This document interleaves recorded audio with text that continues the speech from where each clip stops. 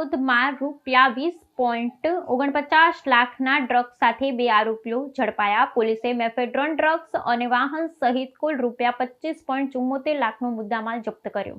દાહોદના bus station નજીક આવેલી કે સર્જિકલ હોસ્પિટલ પાસેથી સ્ટેટ મોનિટરિંગ સેલ દ્વારા ડ્રગ્સનો મોટો જથ્થો ઝડપી પાડવામાં આવ્યો છે।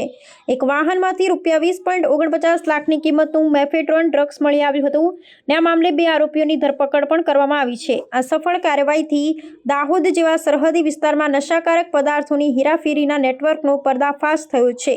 પ્રાપ્ત માહિતી અનુસાર સ્ટેટ મોનિટરિંગ સેલની ટીમે બાતમીના આધારે આ વિસ્તારમાં દરોડો પાડ્યો હતો।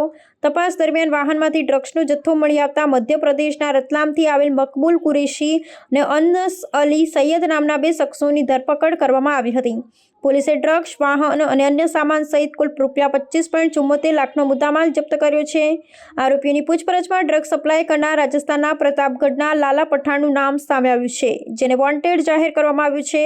આ કાર્યવાહી બાદ પોલીસ દ્વારા આ મામલે વધુ ઊંડાણપૂર્વક તપાસ હાથ ધરવામાં આવી છે।